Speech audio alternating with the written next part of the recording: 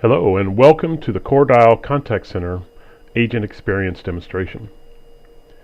This is the agent experience or the agent desktop that the agents will use when they're connected to the CoreDial Contact Center. We try to make it very easy, open, and extensible so that agents can have every piece of information at their fingertips so that they can create a pleasant caller experience. You notice in the top toolbar we have the telephone information. This is really the soft phone. This is a WebRTC client. It runs directly from in the Chrome browser and doesn't require any installation or special requirements on the desktop. You'll notice we have phone applications just like you would expect in a regular soft phone. We have a dial pad where you can type in dialed numbers with your keypad, or you can use the keypad here as well. This also works for IVR systems if you're having to call in and navigate menus of other people's IVRs. We also keep a call history as well, the last 50 calls that you've made, so you can just find it and click to dial, and it gets you right to that person. You can also use the hang up button. We have a transfer button as well.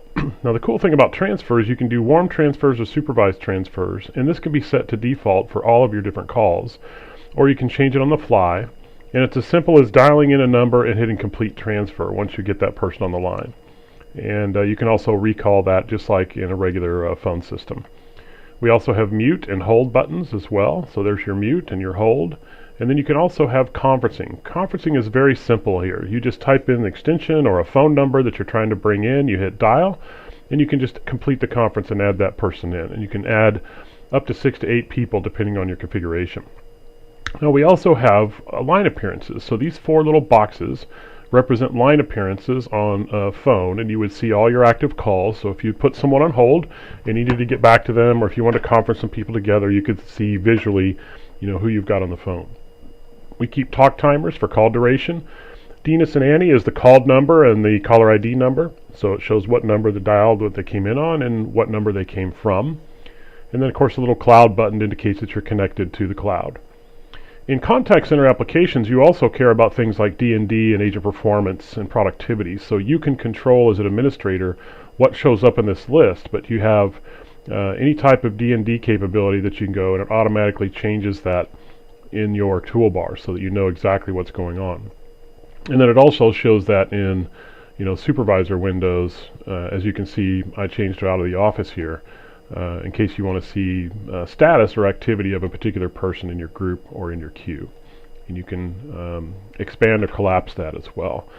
So the other thing is I can also see notifications. This allows administrators to notify agents of either missed calls, or they can blast information to them. Also, they can view their voicemail messages.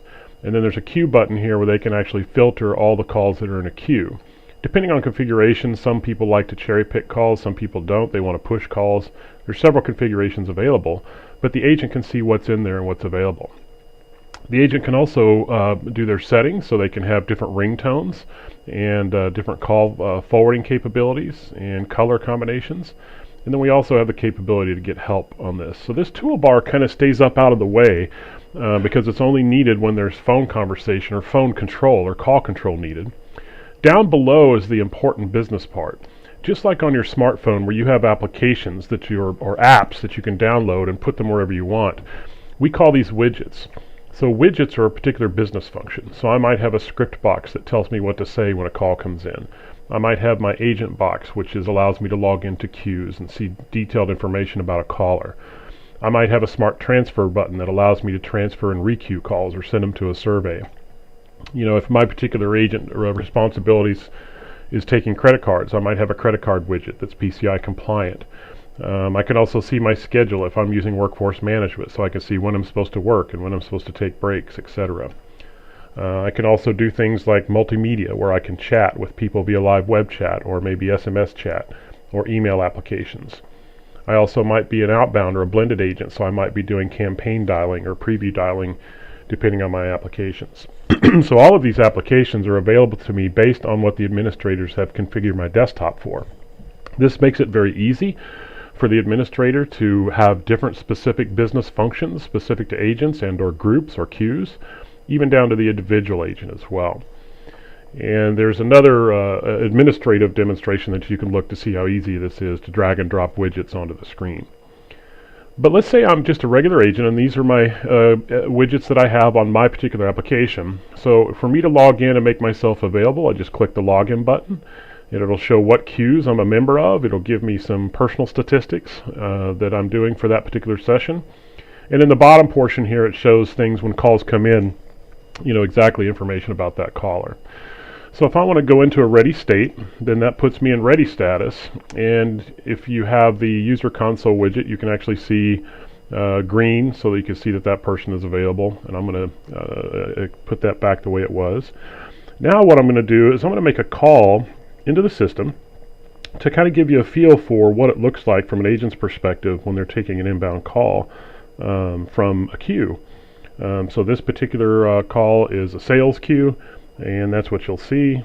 When I press 1 for sales on this, you'll see I'm presented with the application with a notification, so I answer that.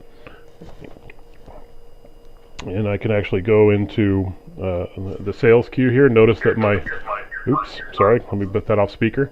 Notice that you have the sales queue information here. This kind of tells me, again, this is based on what queue they came in on or what phone number they dialed in. The administrators can put different script information. Here's the caller that came in and who they were.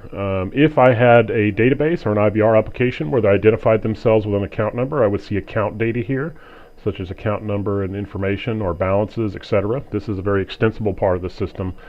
Again, to create a pleasant caller experience so that the agent has every piece of information they need to actually do that call. Now, if I wanted to requeue this call, I could select a queue and send them off that way with a single click of the button.